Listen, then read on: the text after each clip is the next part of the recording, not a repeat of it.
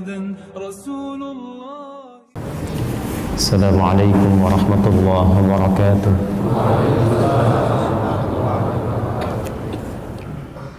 Baik, bismillahirrahmanirrahim. Kita akan lanjutkan kajian kita dalam kitab Adabul Alim wal Muta'allim karya Hadratus Syekh Muhammad Hashim bin Ash'ari, dan mudah-mudahan apa yang akan kita pelajari, kita bacakan, diberikan pahala mengalir untuk beliau dan juga diberikan keberkahan untuk kita bagi yang mengajinya insyaallah. Kitab ini termasuk bagian kitab dasar yang diajarkan bagi para penuntut ilmu di awal-awal masa sebelum masuk pembelajarannya. Dan ini metode standar yang disusun oleh para ulama kita, baik para ahli hadis pun demikian dengan para ahli fikih. Bahkan ketika menjadi ahli hadis dan ahli fikih pun biasanya ada ulama-ulama tertentu yang menuliskan kitab tentang adab sebelum masuk kitab tentang ilmu. Seperti Al-Imam An-Nawawi Ad-Dimashqi yang menuliskan Al-Arba'in 42 hadis itu ya. Riyadhus Shalihin 1896 hadis itu. Kemudian ada Syarah Sahih Muslim, dan ada kitab Al-Minhaj itu ya. Sebelum menulis semua itu, beliau menulis kitab adab juga ya. Namanya At-Tibyan fi Adab Hamalatil Quran. Jadi rata-rata para ulama kita itu sebelum mengajarkan tentang ilmu, maka mengajarkan dulu tentang adab supaya cara menuntut ilmunya benar, cara mendapatkan ilmunya berkah, dan paham setelah mempelajari, memahami serta mengerti bagaimana cara mengamalkannya. Dan biasanya adab ini dua sisi. Jadi bukan hanya untuk pembelajar, ada juga untuk pengajar. Ya, awas, hati-hati. Ada untuk pembelajar, ada untuk pengajar. Jadi sama-sama belajar adab. Jangan dikira hanya murid yang belajar adab. Karena ada juga guru yang pintar, tapi karena kurang adab, ilmunya tidak berkah. Bahkan kata Al-Imam An-Nawawi itu, nanti ada di antara guru itu karena kurang adabnya, muridnya hanya sibuk membicarakan aibnya dibandingkan mengamalkan ilmu yang diajarkannya. Akan ditemukan yang demikian. Jadi hati-hati dia. Jadi kadang-kadang bukan salah muridnya, kadang-kadang kekeliruan terletak kepada gurunya juga. Sehingga apa yang terjadi? Alih-alih murid mengamalkan ilmu yang diajarkan, bahkan yang terjadi nanti saling membicarakan antara aib yang melekat pada guru majlis-majlis masing-masing. Itu yang sangat harus kita hindari. Bahkan Al-Imam An-Nawawi, sama-sama An-Nawawi, hanya yang pertama Ad-Dimashqi, yang kedua Al-Bantani. Syekh Nawawi Al-Bantani itu punya kebiasaan sebelum masuk ke majlis ilmu, maka beliau suka sedekah dulu tuh, infak dulu. Ya, apa niat sedekahnya? Beliau niatkan mohon kepada Allah supaya dengan sedekah itu mampu dengan izin Allah diberikan kekuatan untuk tidak melihat aib yang melekat kepada gurunya. Jadi mohon kepada Allah supaya dijaga untuk dapat mengetahui aib gurunya, karena yang terlihat pengennya yang baik saja. Sehingga dengan itu, ini rahasianya. Ini rahasianya. Kalau murid senantiasa menggambarkan, melihat semua aspek yang baik saja pada gurunya, bahkan kata Al-Imam An-Nawawi, kalau ia melihat sesuatu yang kurang baik pun ia takwilkan, ya, ia arahkan kepada aspek lain yang positif, itu akan berpotensi melekatkan ilmu yang diajarkan gurunya tertanam kuat dalam jiwanya. Saya pernah praktekkan rumus ini saat belajar di pesantren. Itu Masya Allah, semua guru-guru yang kita berprasangka baik dan tidak pernah kita ingin tahu kekurangannya, itu sampai sekarang semua kalimat kitabnya itu masih terbayang. Di tahun 97 saya belajar itu masih terbayang kitabnya, kitab apa, belajarnya hari apa, jam berapa, dari awal urutan kitab sampai sekarang. Saya masuk pesantren belajar kitab tajwid, itu masih yang dasar, namanya Hidayatul Mustafid fi Ilmi Tajwid. Saya belum tahu tuh bahasa Arab tuh, ya, belum mengerti, tapi apa yang dibacakan langsung hafal. At-tajwidu lughatan al-ityanu bil jayyidi wastilahan ilmun yu'rafu bihi haqqahu wa mustahaqqahu minas sifati wal mududi wa ghairi dzalika kat tarqiqi wa tafkhimi wa nahwihima ma ghayatu ilmi tajwidi ghayatuhu bulughul lisani, ya. Terus sampai ujungnya gitu.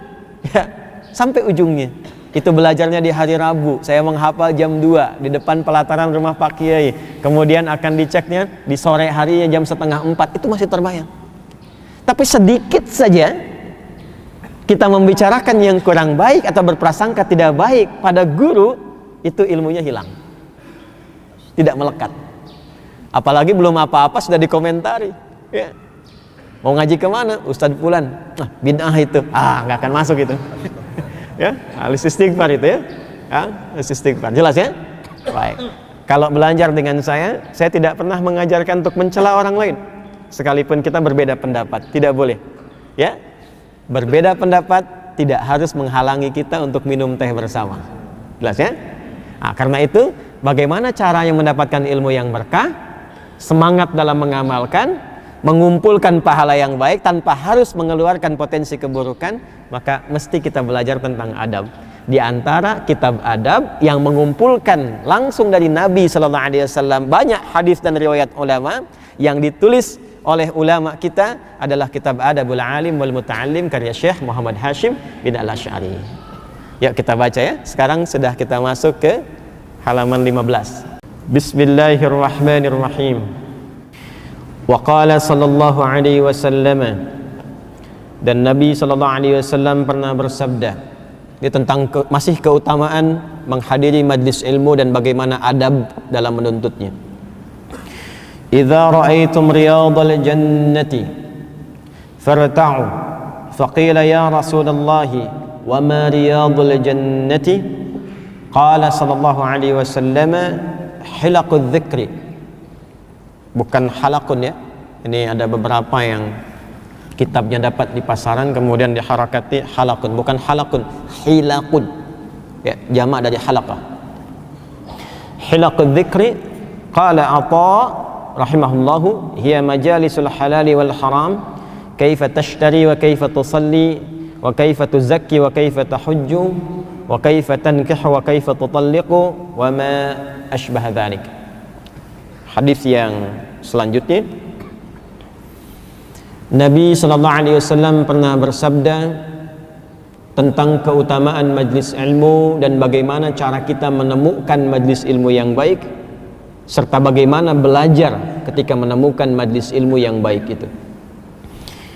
Di sini tidak disebutkan referensinya karena memang tipikal kitab ini singkat, padat, langsung ke isi.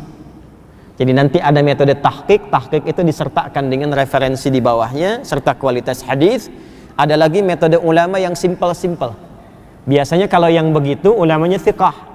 Jadi orang nggak perlu tanya dari mana kitabnya, mana dalilnya. Kalau sudah menemukan ulama thiqah, itu dirinya saja sudah dalil. Nggak sopan nanya dalil itu. Ya, makanya di Timur Tengah itu nanti ya ada level ustadz itu biasa. Ada dai mengajar, ya, ada mubaligh, ada mufti, ada qadhi. Kalau sudah mufti ahli fatwa itu nggak boleh nanya dalil, ya, nggak sopan itu. Kalau nggak diusir nanti sama muftinya. Ya. Syekh, ma fatwaka an kadza wa kadza. Syekh, apa fatwa anda pada masalah ini misalnya? Lalu diberi fatwa. Setelah diberi fatwa anda tanya mana dalilnya. Itu nanti kalau nggak percaya cari aja katanya. Atau pindah ke mufti yang lain. Karena mufti itu dirinya sendiri sudah dalil, sudah menguasai dalil. Ya. Apalagi anda nggak tahu baca kitab, nggak tahu cara bacanya, nanya dalil. Nah itu bikin susah itu. Awas, dosanya banyak itu. Ya, nyusahin gurunya. Ya, hati-hati ya. Udah dikasih kitabnya nggak bisa baca, nyuruh gurunya bacain lagi. Jelas ya? Jadi kecuali kalau kita misalnya menemukan sesuatu yang meragukan. Dan ini dia, kapabilitas pengajarnya itu kita meragukannya juga boleh itu. Ya, kita komparasikan atau kita klarifikasi boleh.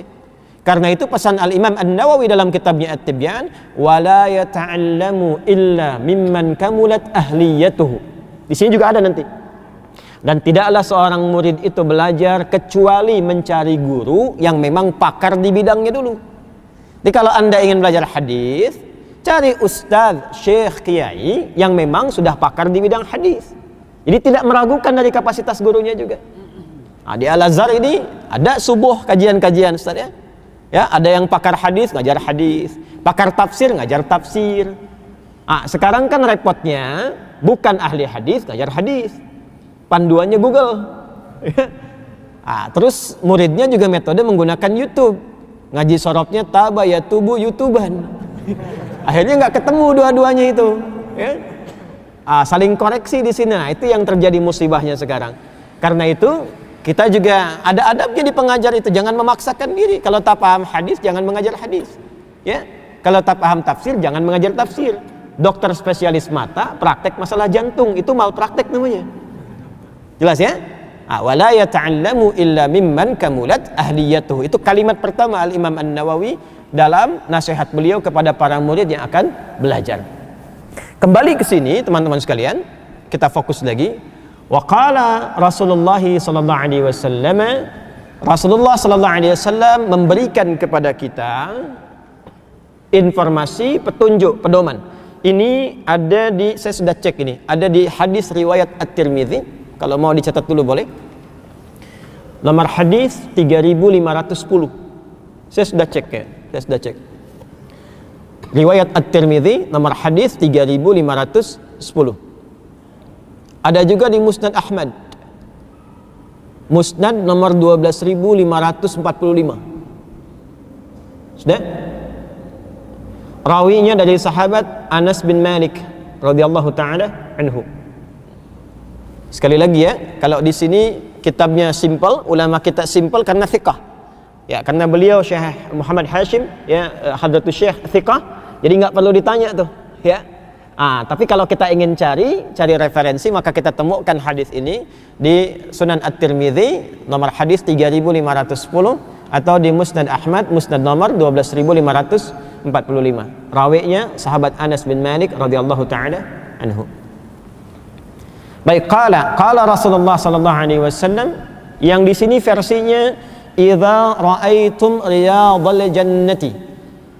Yang di versi At-Tirmidzi idza marartum biriyadil jannati. Kita terjemahkan idza raaitum, jika Anda melihat. Kalau idza ketemu dengan fi'il madhi, maka maknanya mudhari'.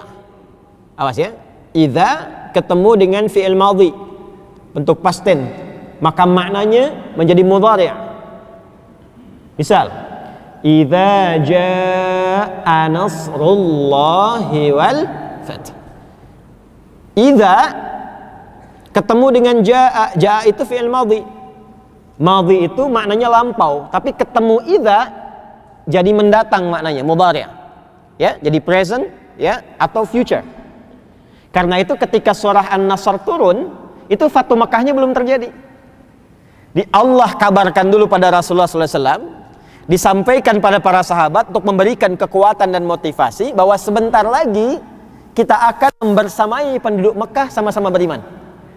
Kita akan datang ke Mekah, membebaskan Mekah dalam suasana yang enak kembali. Itu ketika surahnya turun, Fathu Mekahnya belum terjadi. Ya, jadi memberikan motivasi ketika mereka sudah yakin Allah akan memberikan kemenangan, maka muncul motivasi 2 kali lipat. Karena itu Fathu Mekah, pembebasan kota Mekah itu tidak dilakukan dengan ekspansi militer. Datang semuanya, ya, kemudian luar biasa mendengar tapak kaki kuda dan sebagainya, sudah merasa terkepung orang-orang Mekah, tidak ada pertumpahan darah. Kecuali kejadian kecil yang terjadi karena faktor tertentu saja yang memang ditoleransi dalam hukum militer. Tapi nggak ada peperangan-peperangan yang terjadi seperti ekspansi-ekspansi besar lainnya. Jelas ya? Baik, jadi kalau idza ketemu dengan fi'il madhi, maknanya apa? Mudhari'.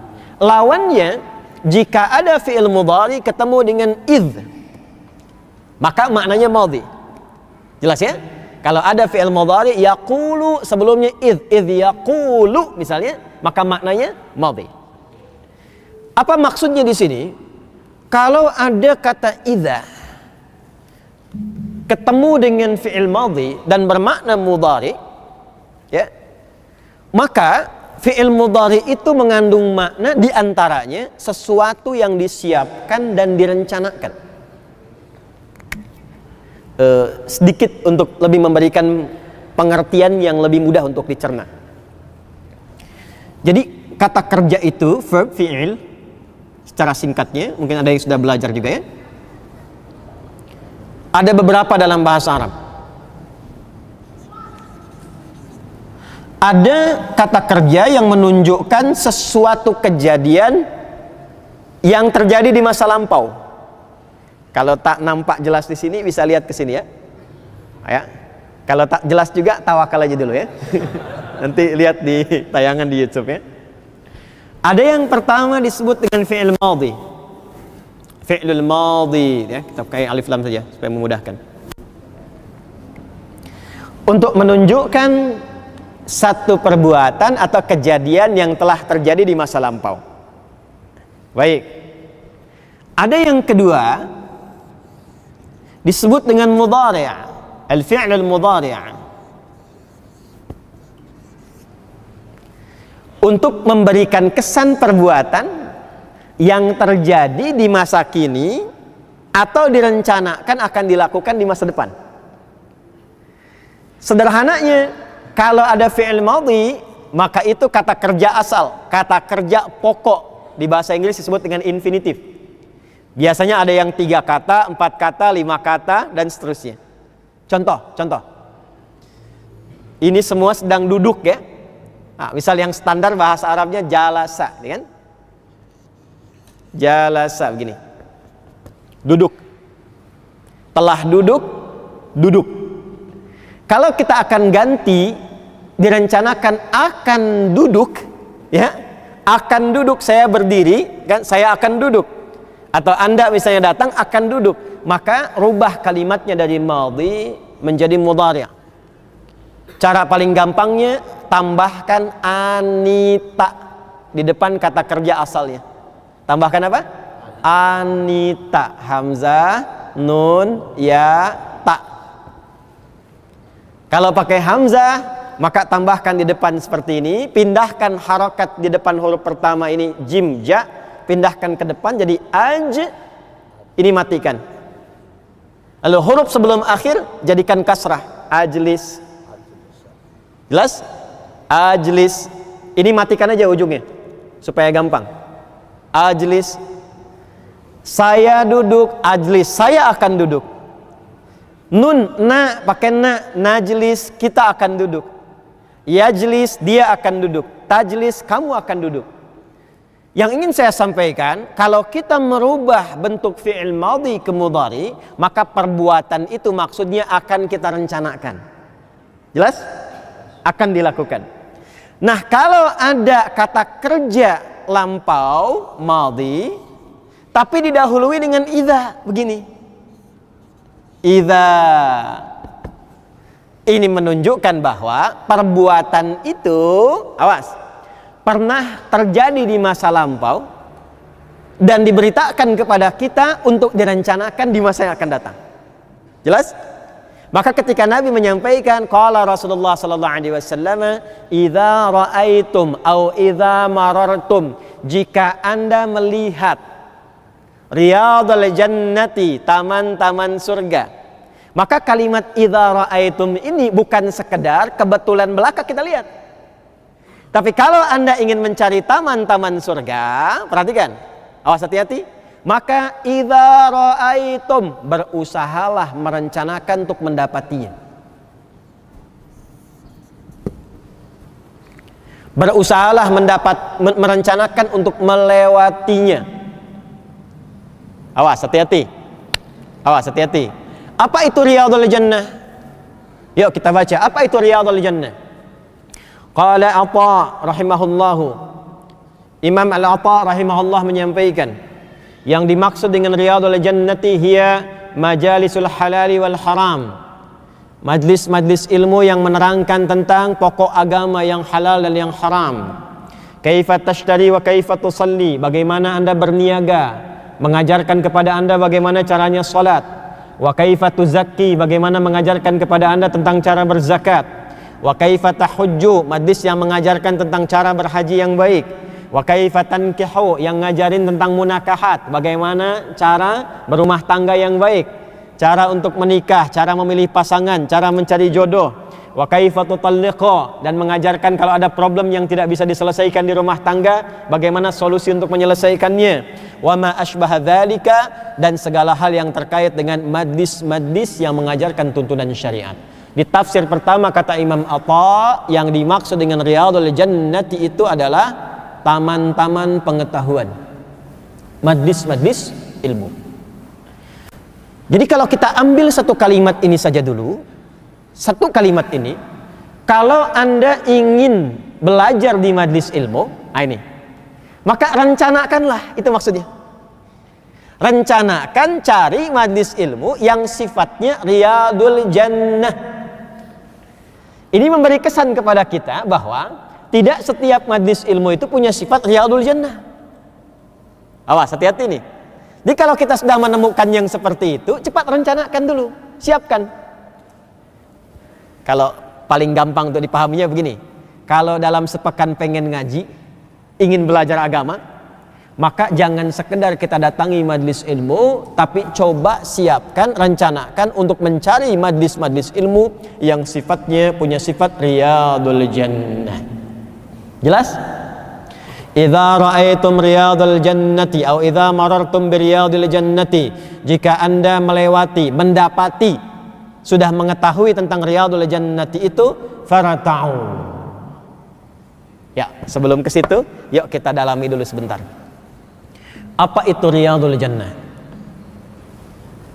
Bapak Ibu sekalian, Riyadh itu jama' dari kata Raudah. Pernah dengar kata Raudah? Kalau masuk Masjid Nabawi itu ada Raudah, ya? Ya kan? Antara mimbar dengan kamar Nabi atau hujrah Nabi itu ada di antaranya disebut dengan Raudah, kan? Apa warna karpetnya? Hijau, ya? Nah, saya ingin terangkan sebentar. Raudah itu kalau disebutkan di lisan orang Arab, itu biasanya menunjukkan kepada taman yang dihiasi dengan hijau-hijau, ya, dihiasi dengan hijau-hijau plus dengan tumbuhan-tumbuhan. Karena itu kalau kita ngaji secara bahasa tentang makna raudah dan jamaknya riyadun, maka orang Arab mengatakan ar-raudatu hiyal makanul ladzi fihi khudrun wa zahrun. Ialah satu tempat yang dihiasi dengan warna yang hijau-hijau, kemudian diselimuti dengan bebungaan, bunga-bunga yang semerbak. Di Arab itu kan rata-rata gersang, ya Pak, Bu? Ya, gersang, ya? Ya, padang pasir dan sebagainya. Jadi disebut kaya itu, orang Arab yang paling kaya itu kalau punya unta banyak itu masih biasa. Dan hati-hati loh, unta itu warnanya banyak. Ya, ada unta hitam, ada unta yang kuning keemas-emasan, harganya beda-beda. Ada yang unta merah itu yang paling mahal, bisa miliaran harganya. Tapi bagi orang Arab sekalipun punya ratusan ribuan unta disebut kaya, tapi kayanya masih biasa. Tapi kalau dia sudah punya kebun yang di dalamnya ada tanaman-tanaman anggur, buahnya luar biasa, kemudian dia punya desain aliran air yang indah di dalam kebun itu, maka itu yang disebut kemudian dengan orang kaya yang luar biasa. Makanya kalau kita baca surat Al-Kahf, ya, surat Al-Kahf, kalau sudah masuk di ayat yang ke-34 itu kan, dan selanjutnya ada dari 4 kisah viral, kan ada kisah yang kedua tentang kisah pemilik 2 kebun itu kan, yang sedang dialog dengan sahabatnya, yang satu merasa kaya karena punya kebun-kebun, ya, yang satu lagi merasa tawakal dengan nikmat yang telah Allah berikan kepadanya. Jadi di konteks masyarakat Arab itu, kalau sudah punya kebun dalam suasana padang pasir, punya jannah, itu yang dimaksud orang kaya yang sesungguhnya. Jadi suasananya menyenangkan. Kalau sudah masuk kebun, lihat yang hijau-hijau, ya, dengan tumbuhan, buah-buahannya itu begitu mudah untuk dipetik, enak, ada air-air mengalir, maka itu menjadi kebanggaan tersendiri bagi mereka dan suasananya membawa ketenangan kepada jiwa. Itulah dalam lisan orang Arab yang disebut dengan raudah. Jamaknya disebut dengan riyadun.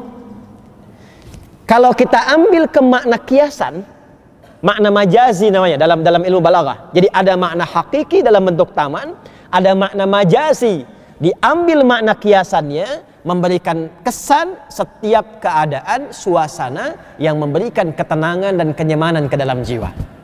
Jadi seperti orang yang ada dalam kebun merasakan kenikmatan, ketenangan, enak, nyaman. Maka sekarang di lisan orang Arab kalau disebutkan raudhah bisa bermakna taman atau bisa bermakna sesuatu yang memberikan ketenangan dan kenyamanan kepada jiwa.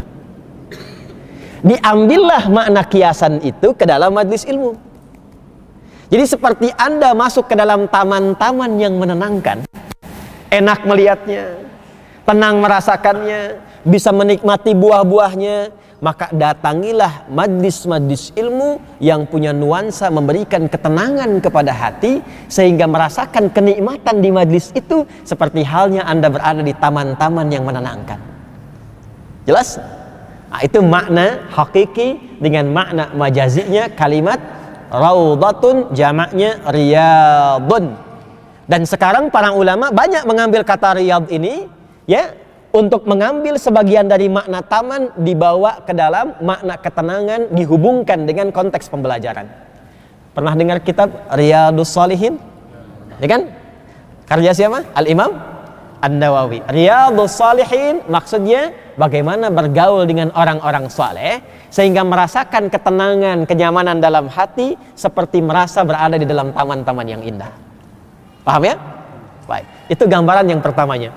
Karena itu nanti di surga itu citra dunia itu ditampakkan lagi oleh Allah tapi diberikan desain yang lebih indah.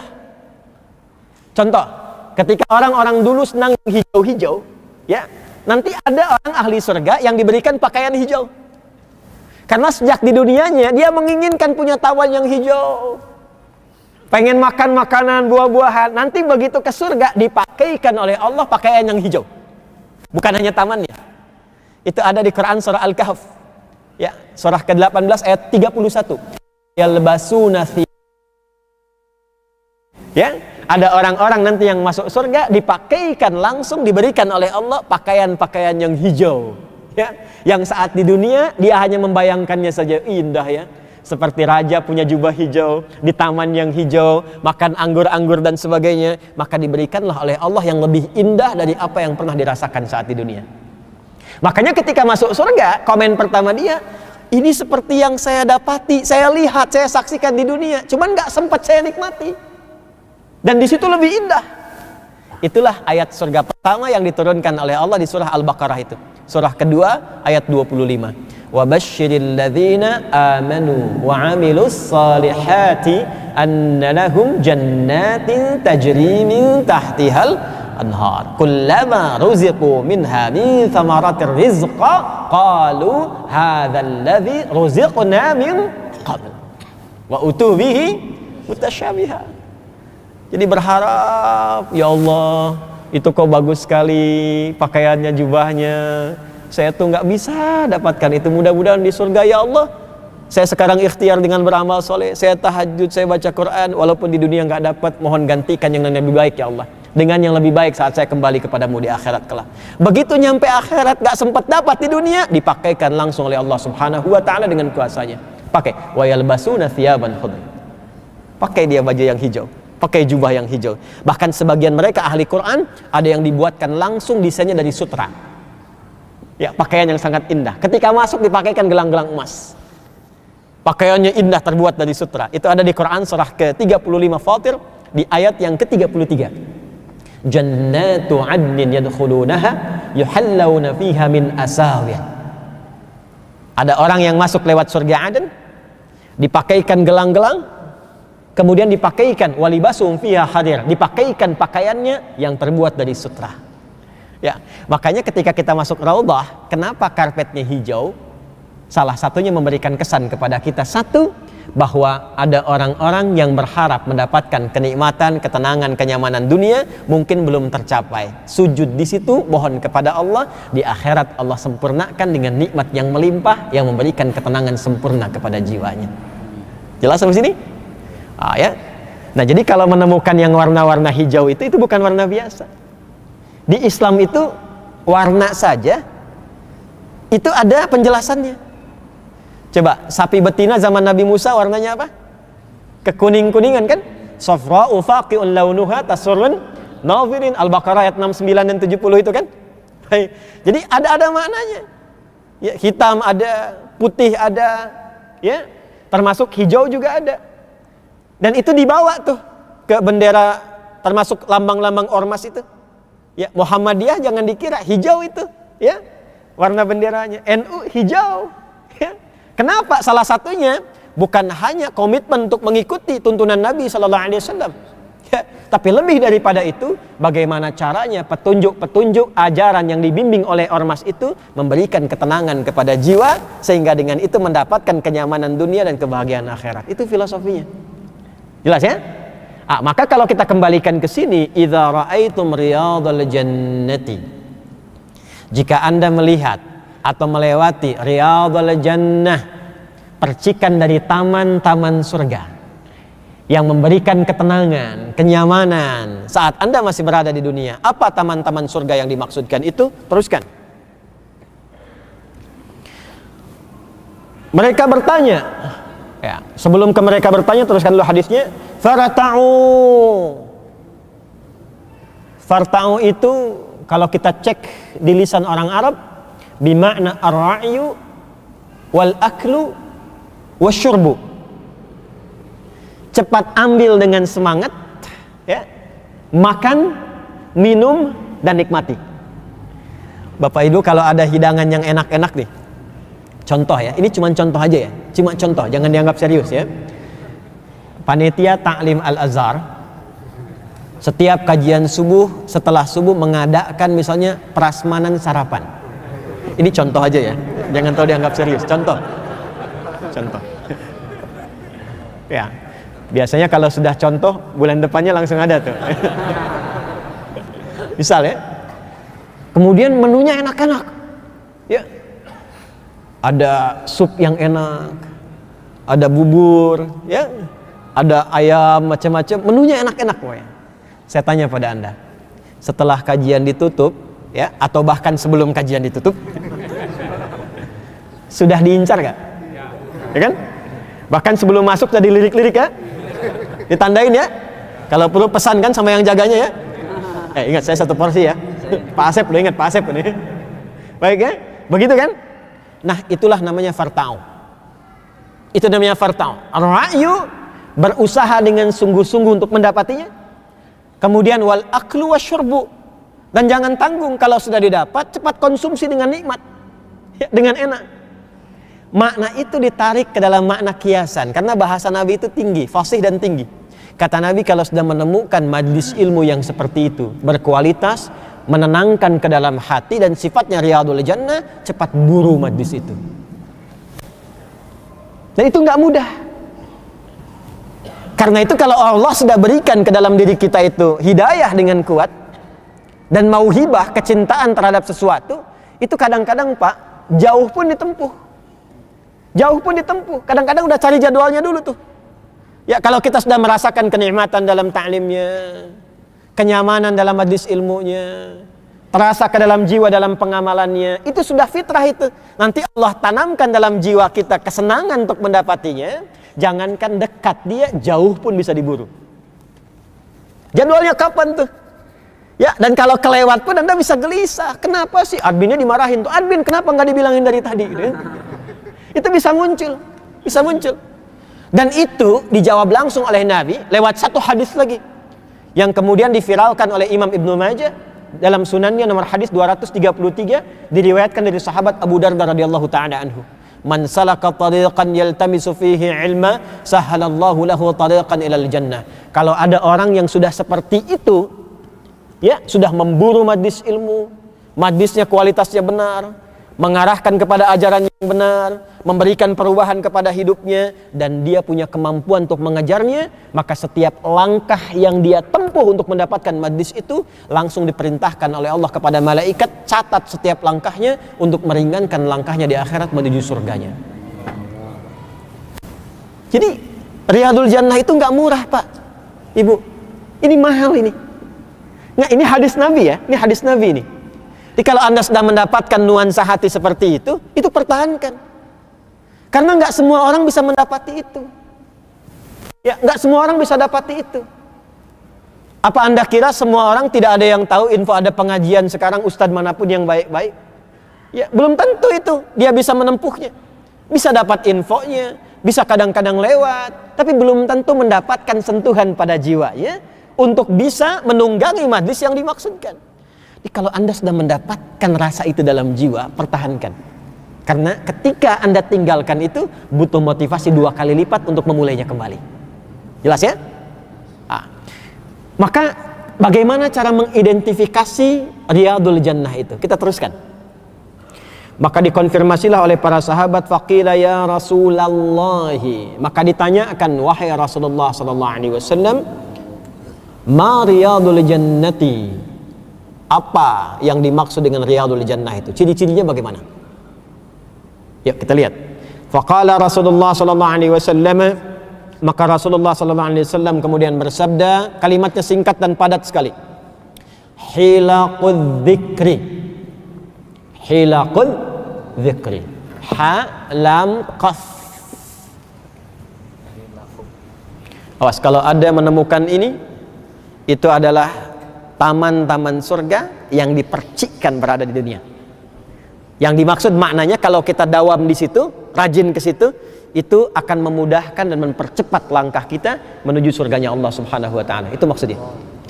Ya. Hilaqun dzikri. Hilaqudz dzikri.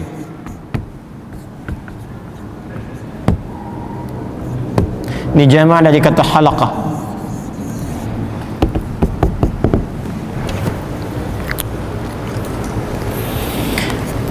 Hilaqah itu, hilaqun jama' dari kata halaqah.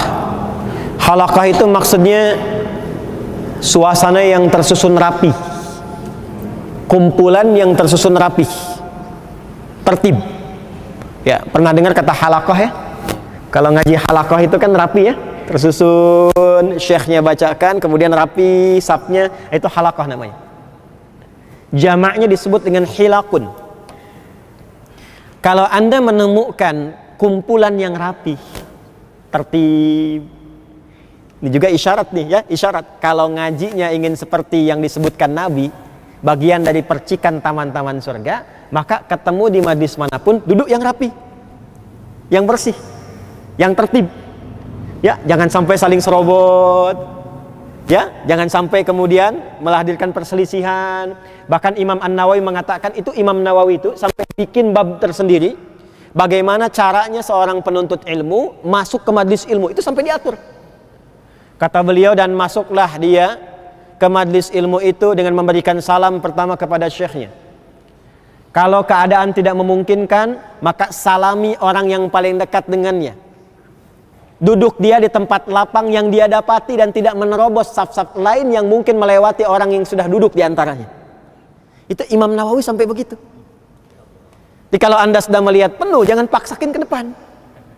Apalagi sampai meminta orang lain misalnya ya untuk menyingkir. Yang boleh melakukan, syekhnya meminta, tolong maju sedikit, rapatkan, yang lain nanti supaya dapat syekhnya, dapat safnya. Boleh.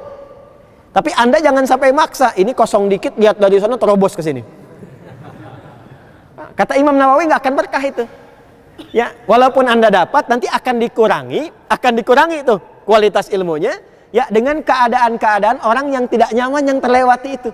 Nah, Islam tuh sampai begitu. Sampai begitu. Maka cukup Anda datang, ada space di dekat Anda, duduk di situ, tapi salami dulu orang yang ada di samping Anda itu. Assalamualaikum akhi, dari mana? Dengan perkenalan itu mungkin jadi sahabat. Siapa tahu Anda duduk di samping dokter, yang ketika Anda sakit gak usah ke rumah sakit dulu, telepon dulu kawannya, berkahnya dapat di situ. Siapa tahu dia bos, punya 100 perusahaan, ya, dan Anda sedang butuh pekerjaan, tiba-tiba Anda kenalan, apa Pak profesinya? Saya profesinya mengikuti majelis ilmu aja Pak. Ya, memang sedang ikhtiar sekarang juga mencari pekerjaan. Udah, sama aja. Jadi sekretaris atau langsung pimpin satu perusahaan saya misalnya. Ya, bisa terjadi. Jelas ya? Nah, ini bagian yang ingin kita tekankan di sini. Jadi kalau sudah masuk ke majelis ilmu, jadilah halaqah. Jamaknya hilaqun, tertib. Duduk rapi. Ya. Penampilannya yang baik, itu tafsirnya nanti di hadis Muslim, nomor hadis yang ke-8. Di Al-Arba'in nomor hadis yang kedua. Ya, masih ingat tentang hadis Jibril itu? Qala an Umar bin Al-Khattabi, Abi Hafsin Umar bin Al-Khattabi radhiyallahu ta'ala anhu qala, "Bainama nahnu julusun 'inda Rasulillah sallallahu alaihi wasallam, idh tala'a 'alaina rajulun shadidu bayadi thiyabi, shadidu sawadi sya'ri, ya kan? La yura 'alaihi atharu safari, wa la ya'rifuhu minna ahadun, fajalasa ila an-nabiy sallallahu alaihi wasallam, فأسند ركبتيه إلى ركبتيه ووضع كفيه على فخذيه فقال يا محمد صلى الله عليه وسلم أخبرني عن الإسلام." Masih ingat itu? Ketika kami sedang duduk rapi, santai dengan Rasulullah SAW, tiba-tiba datang seorang lelaki, pakaiannya bersih. Jadi kalau mau ngaji, datang ke halaqah ilmu, cari pakaian yang bersih, yang rapi, rambutnya tersusun rapi, tidak ada bekas-bekas keringat. Maksudnya fokus tujuan ingin belajar, bukan nyambi. Ya, mau kemana? Ke Masjid Al-Azhar. Kenapa? Sarapannya enak banget kalau subuh. Contoh ya, contoh. Udah, sambil kajian aja, sambil kajian, sarapannya enak banget. Jadi kajiannya itu nyambi. Memang tujuan pokoknya sarapan.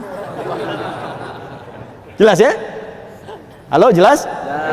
Itu kencang sekali jelasnya itu.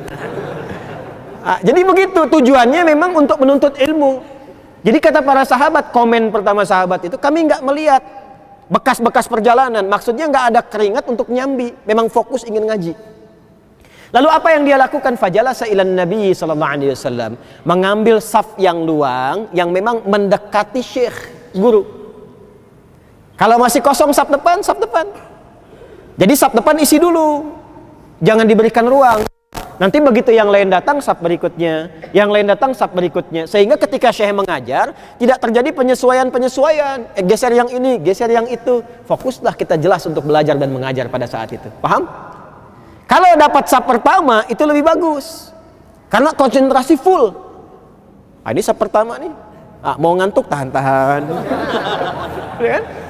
Ya? Mau bikin status susah. Mau selfie nggak sopan gitu kan? Ya kan?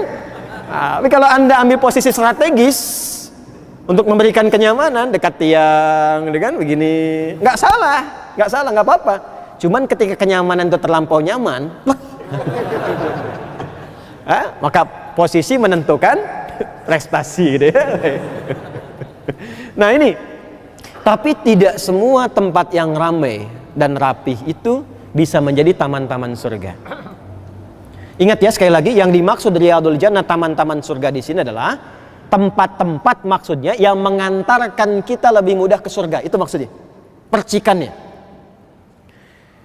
Maka carilah tempat-tempat yang rapih itu, yang bagus, yang penuh itu, yang sifatnya punya sifat zikir, hilaqud dzikri. Belum tentu tempat yang penuh itu bisa menghadirkan esensi zikir, belum tentu. Apa itu zikrun? Singkatnya begini, kalau kita keluarkan tentang kata zikir di Quran, juga dalam hadis, secara singkat, segala yang mampu mengingatkan kita dengan Allah Subhanahu wa ta'ala. Yang mengingatkan dan menghubungkan kita dengan Allah Subhanahu wa ta'ala.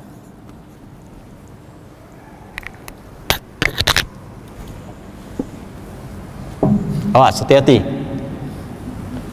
Segala yang mampu mengingatkan dan menghubungkan kita dengan Allah, sehingga dengan rasa ingat yang dalam itu serta terhubung, memberikan pancaran jiwa dan kekuatan iman pada kita yang mendorong kita berubah lebih baik. Itulah zikrun. Karena itu setiap amal soleh yang disebutkan dalam Al-Quran itu disebut dengan zikir. Barusan kita sholat ya, sholat itu disebut dengan zikir. Buka Quran surah ke-20 Thaha ayat ke-14. Innani anallahu la ilaha illa ana fa'budni wa aqimis salata li dzikri. Sungguh sayalah Allah, jangan pernah diragukan. Innani anallah, kata Allah.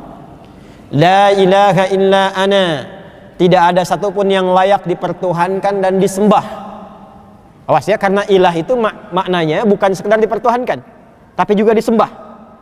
Jadi kalau Anda sudah mengakui Tuhan, jangan sekedar dipertuhankan, tapi komitmen menyembahnya juga. Jelas?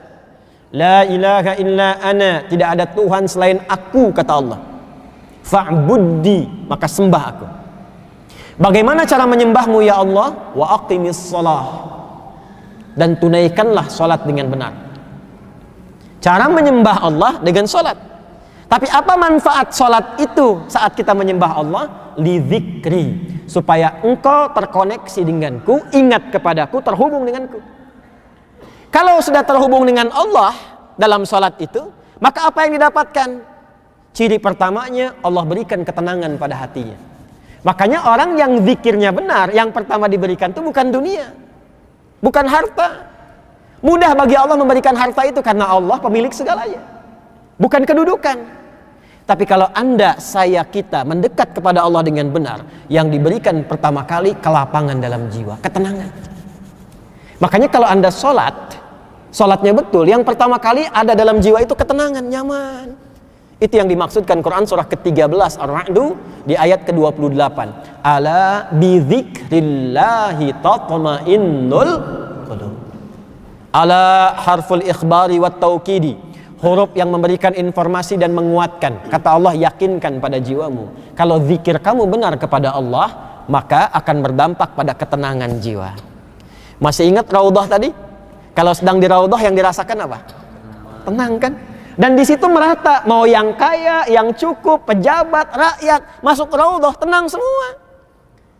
Jadi pejabat itu nggak ingat harta kalau masuk raudhah itu.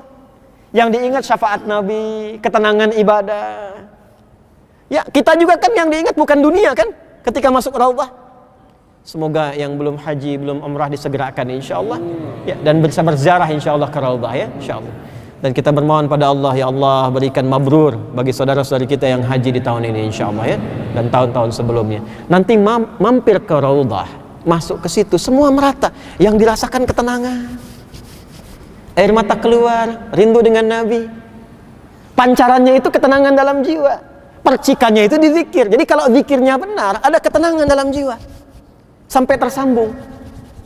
Itu bagian pertama, hilaqud dzikri. Karena itu setiap tempat yang disebut dengan zikir itu tempat yang membawa ketenangan pada diri kita. Nah, semua ibadah dalam Quran itu umumnya disebut zikir. Kita sholat nih, selesai sholat belum dapat ketenangan itu. Makanya ketika belum dapat itu, belum terkoneksi sempurna kepada Allah, ba'da sholat kita zikir lagi kan? Itu yang dimaksud Quran surah keempat An-Nisa di ayat 103. Fa idza qadaitumus sholata fadhkurullah.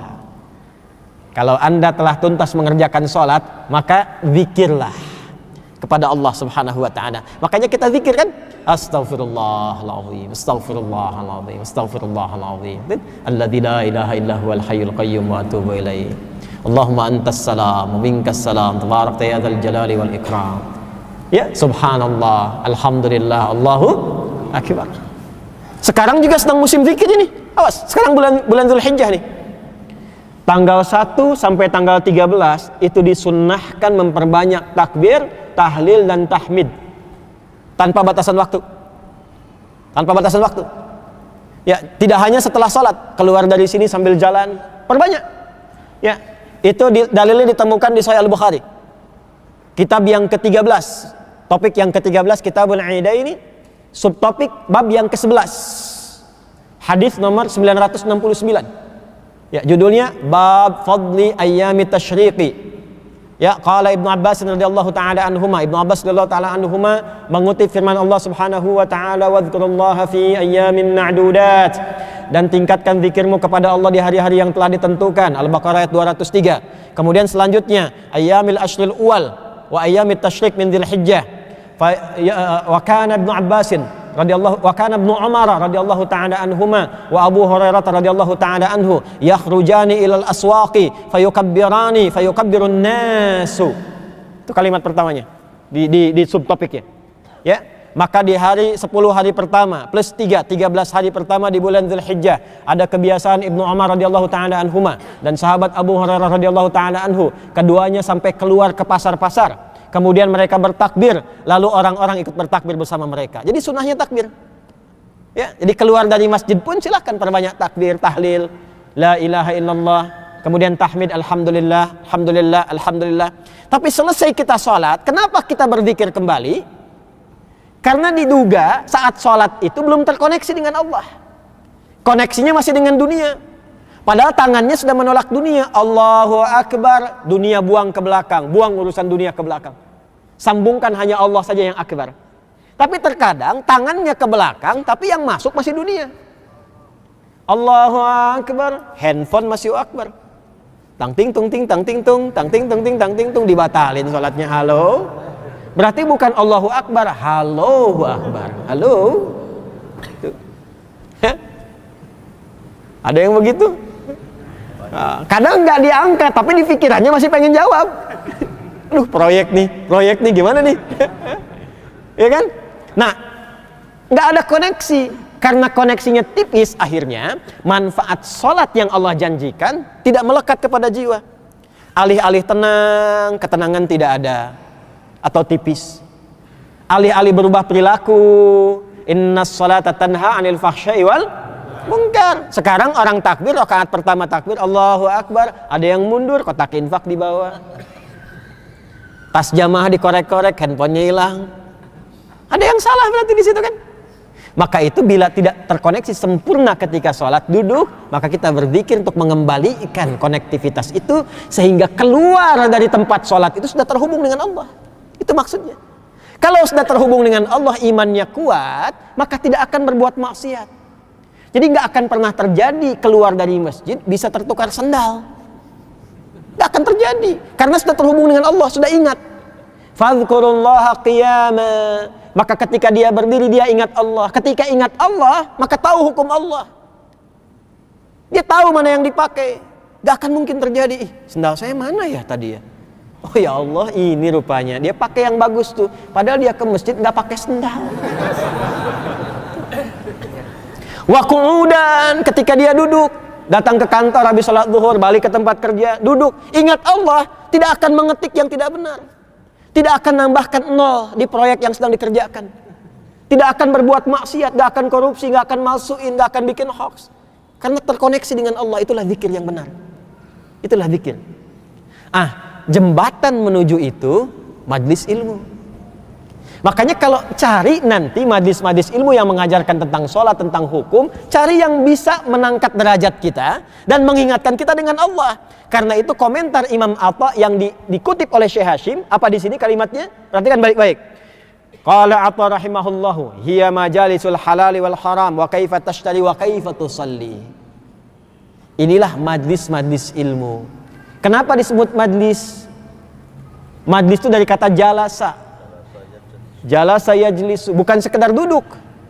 Jalasa itu asalnya berpindah dari tempat yang rendah ke tempat yang tinggi. Tempatnya disebut dengan majlis. Jadi kalau ingin mencari majlis ilmu, cari tempat-tempat yang mampu mengangkat derajat kita dan meningkatkan keadaan kita dari rendah ke tinggi. Apa yang meningkat? Ditafsir di Quran surah ke-58 ayat 11. Ya ayyuhalladzina amanu idza qila lakum tafassahu fil majalisi fafsahu yafsahillahu lakum. Hei orang-orang yang beriman, iman kita dipertaruhkan. Jadi untuk menemukan Riyadul Jannah ini gak mungkin didapatkan kecuali pencariannya menggunakan iman. Jadi kalau kita imannya semakin kuat, bagus, maka nyari tempat belajar pun bukan yang sembarangan. Apalagi yang meruntuhkan iman, hati-hati itu. Ya kalau iman kita masih ada dalam jiwa, gak akan nyari tempat ilmu sembarangan. Nyari referensi ustadz sembarangan. Apalagi maaf ya. Awas, di hadis Muslim nomor hadis yang ke-11 dari 9 jilid syarah Imam Nawawi jilid yang pertama. Awas, hati-hati. Kitab Muqaddimah, bagian Muqaddimah nomor hadis yang ke-11. Nabi sudah infokan. Ya. Sayati zamanun atau fi akhir ummati, akan datang nanti suasana di akhir-akhir masa. Unasun yuhadditsunakum bima lam tasma'uhu wa la yasma'unahu aba'ukum. Iyyakum wa iyyahum. Kata Nabi, waspadalah akan muncul para mustad. Hati-hati, yang dianggap ustad. Jadi akan timbul satu masa mudah jadi ustad. Udah terasa belum masanya tuh? Udah terasa ya? Lalu dia akan mengajarkan kalian ajaran yang aneh-aneh, yang kalau kalian dengar pun kaget. Jangankan kalian, kata Nabi, orang dulu pun kalau dengar seperti itu ikut kaget juga. Ya, ikut kaget juga tuh. Di sahabat Abu Bakar itu kalau dengar ikutan kaget tuh. Jangankan Abu Bakar tuh ya, Abu Jahal saja yang tidak beriman itu bisa ikut kaget. Pernah dengar ini? Pernah dengar ini? Semua agama sama, menuju pada Tuhan yang sama, cuman caranya beda-beda. Pernah dengar? Ya. Itu yang nyampaikan disebut ustaz bukan tuh? Gelarnya tinggi gak? Aneh gak kita dengar itu tuh? Nah, itu benar kata hadis Nabi. Kata Nabi, iyyakum wa iyyahum, waspadalah. Waspadalah. Kita diminta oleh Nabi menghindar, dan orang-orang itu diancam oleh Nabi sallallahu alaihi wasallam. Kata Nabi ke kita, waspada, jangan ikuti, jangan sertai. Kata Nabi kepada mereka, kalau kalian gak berhenti, neraka jaminan kalian. Dan nerakanya tahu gak yang seperti itu? Nerakanya ditempatkan langsung oleh Allah di tempat yang paling dalam di dasar kerak neraka. Dibersamakan dengan orang-orang yang ingkar. Itu ada di Quran surah keempat An-Nisa ayat 140. Wa qad nazzala 'alaikum fil kitabi an idza sami'tum ayatillahi yukfaru biha wa yustahza'u biha fala taq'udu ma'hum hatta yakhudu fi haditsin ghairi innakum idzam mithluhum innallaha jami'ul munafiqina wal kafirina fi jahannam jami'a.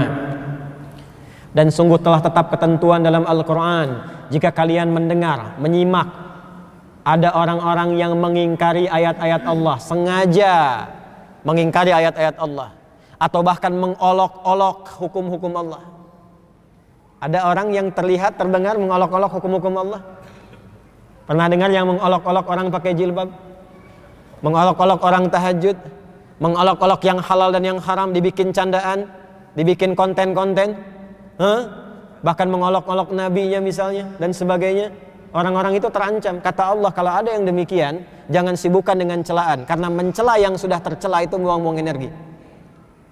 Elegan sekali. Kata Allah, cukup tinggalkan. Kalau ada tempat, jangan dikunjungi. Ya, kalau ada yang di situ, keluar dari situ. Kalau ada orang-orang yang bicara, walaupun gelarnya tinggi, bahkan disebut ustadz, jangan sertai. Itu kata Allah. Jangan sertai, jangan duduk bersamanya, jangan difasilitasi. Kalau difasilitasi, innakum idzam mithluhum, lama-lama menular penyakitnya. Anda bisa seperti itu. Jangan di-subscribe, jangan di-follow. Sekarang kan musim media sosial ya. Kalau diikuti lama-lama seperti itu pemikirannya nanti. Yang disiapkan apa? Innallaha jami'ul munafiqin. Bisa-bisa termasuk nanti golongan munafik, terjebak sifat nifak, disatukan dengan orang ingkar, tempatnya di neraka yang paling dalam. Disebut dengan jahannam. Innallaha jami'ul munafiqina wal kafirina fi jahannam jami'a. Karena itu kalau cari guru-guru di musim-musim seperti itu, kalau sudah sekarang didapati yang aneh-aneh, saya bingung juga sekarang itu. Dukun pun gelarnya bisa gelar-gelar unik itu, bisa ustadz, ya, bisa ngaku kiai. Sekarang ganti pakai jubah, udah jadi ustadz tuh. Ntar besok ustadz pakai helm, dia pakai helm juga tuh. Kata almarhum Kiai Zainuddin MZ ya. Jadi sekarang mesti hati-hati. Nah, apa sifat majlis ta'lim yang betul itu? Maka diteruskan ayatnya. Quran surah ke-58 ayat 11. Yarfa'illahu alladhina amanu minkum walladhina utul ilma darajat. Maka kalau cari majlis ilmu, carilah yang bisa mengangkat iman dan ilmu kita di hadapan Allah Subhanahu wa taala. Jadi itu yang diangkat oleh Allah derajatnya. Jadi kalau datang ke majlis ilmu, cari yang menguatkan iman. Itulah riyadul jannah. Itulah hilaqud dzikri. Walaupun bentuknya bisa beda-beda. Contoh, di Quran disebut zikir. Quran surah 15 ayat 9. Inna nahnu nazzalna dzikra wa inna lahu lahafizun. Kami yang telah menurunkan Al-Quran sebagai zikir. Jadi nanti ada majlis yang ngajarin Quran, ada Bu, tahsin, tajwid, baca Quran. Nah, cari guru-guru yang ngajarin Quran, yang meningkatkan iman, menambah ilmu, ngajinya lebih bagus. Makanya kalau ketemu ustadz yang ketat ngajarin ngaji, seneng. Ya, ibu jangan langsung tinggalin.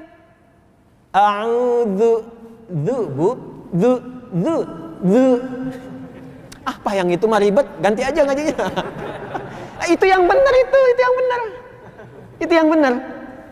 Ya, jadi kalau kita mendapati yang meningkatkan pengetahuan plus menanamkan ilmu, ketika dibacakan ayat Quran, hati kita menjadi lebih tenang. Ya, lebih nyaman. Dawami itu. Itulah riyadul jannah. Ada yang ngajarin hafalan tuh, ya. Karena hafalan disebut dengan zikir. Walaqad yassarnal Qur'ana lidzikri fahal mim muddakir. 4 kali itu. Quran surah 54 ayat 17, ayat 22, ayat 32, ayat 40.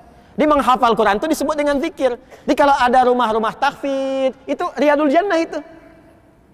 Cuman bagaimana cara menghafalnya? 2. Menambah iman, menambah ilmu, merubah perilaku. Awas hati-hati. Kalau ada penghafal Quran yang punya rumah Quran, yang menghafal Quran, imannya meningkat, bagus. Ilmunya bertambah, bagus. Tapi tidak merubah perilaku. Itu berbahaya. Hati-hati. Itu di Quran surah Fatir. Quran surah ke-35 ayat ke-32. Thumma awrathnal kitaba alladhina istafayna min ibadina faminhum zalimun li nafsihi wa minhum muqtasid wa minhum sabiqun bil khairati biiznillah. Para ahli Quran itu terbagi 3 bagian. 1, nanti ada ahli Quran yang zalim, menempatkan Quran bukan pada tempatnya. Dia hafal qul huwallahu ahad, tapi dia berkata di lisannya semua agama sama, menuju pada Tuhan yang sama, cuma caranya beda-beda. Dia hafal ayat jilbab tapi mengingkari jilbab. Dia hafal ayat tahajud tapi mengolok-olok tahajud.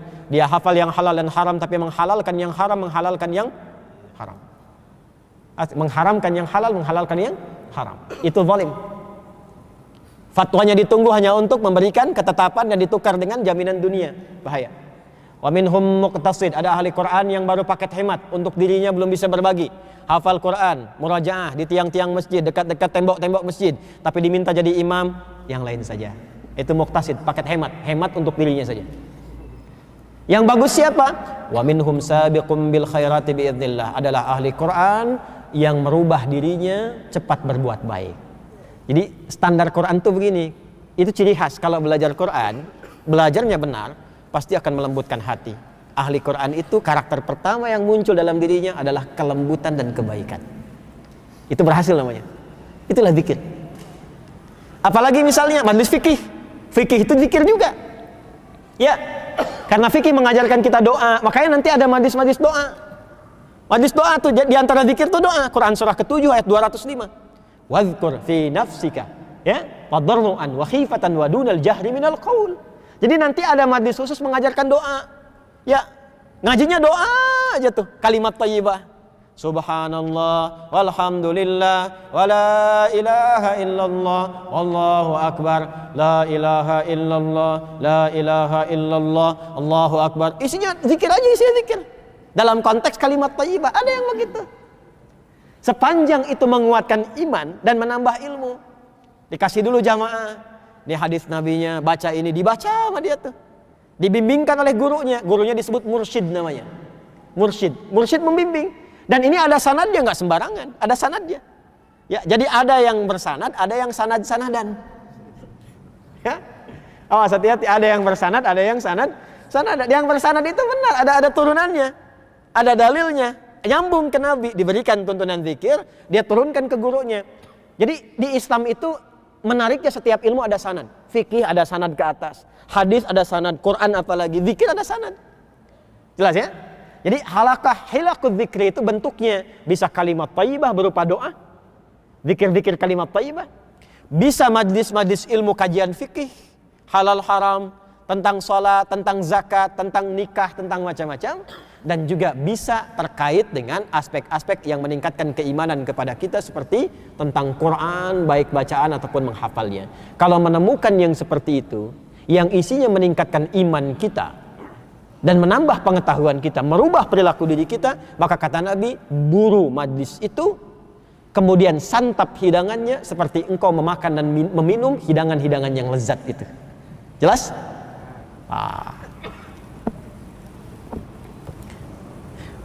Kaifa tankihu wa kaifa tutalliqu wa ma asbaha dzalika. Sebagai penutup, maka isyarat ini kata Imam Atha rahimahullahu mesti kita terjemahkan dengan baik. Hilaqul dzikri bentuknya bisa majlis halal dan haram, kajian fikih. Sambut langsung oleh DKM. Hadisnya sambut nih. Bikin kajian-kajian fikih, keluarkan kurikulumnya supaya umat gak bingung. Kalau bisa begini, materinya spesifik aja. Misalnya hari Senin kajian zakat aja sampai selesai. Sehingga kalau Anda pengen tahu tentang zakat, di situ rekam. Yang gak sempat datang sebarkan, cari pakar di bidang zakat.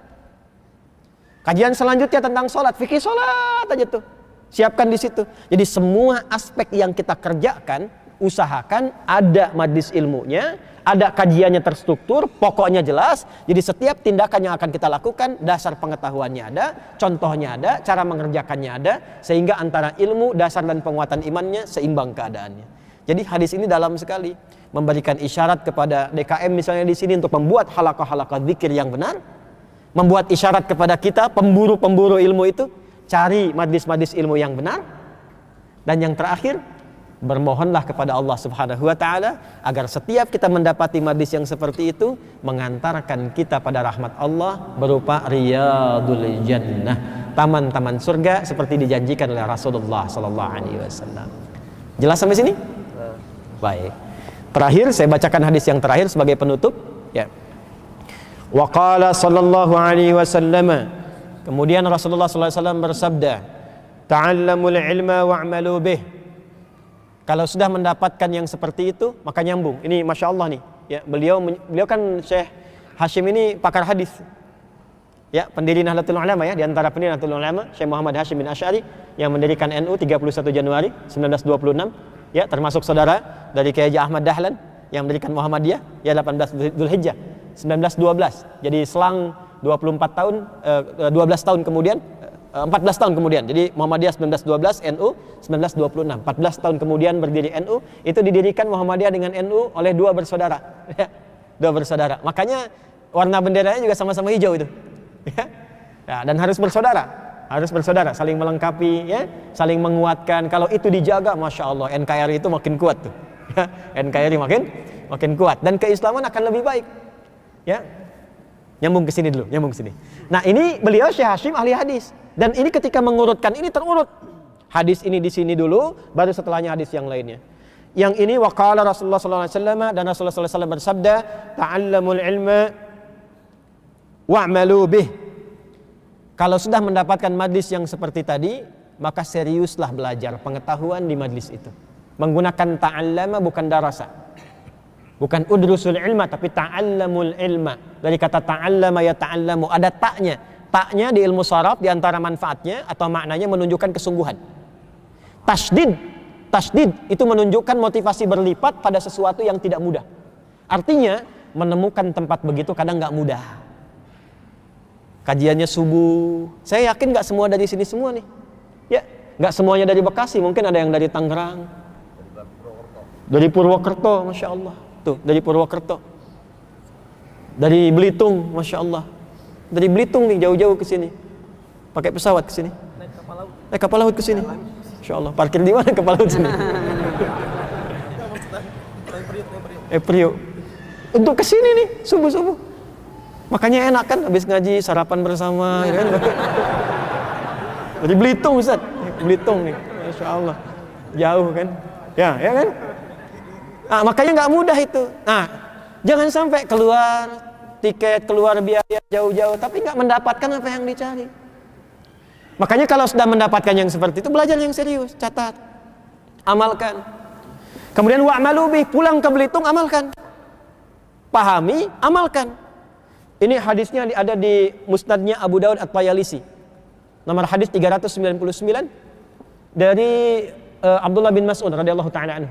Saya sudah catat, sudah saya lihat, sudah saya cek. Ya, di sini nggak disebutkan. Kalau Anda ingin tambahkan di Musnad Abu Daud At-Tayalisi nomor hadis 399 tersambung rawinya ke sahabat Abdullah bin Mas'ud radhiyallahu taala anhu. Kalimat hadisnya begini, panjangnya begini, ini potongannya. Panjangnya begini. Qala Rasulullah sallallahu alaihi wasallam, inni mar'un maqbudun fata'allamul Qur'ana wa'malun nas bih. Fata'allamul fara'idha wa'malun nas bih.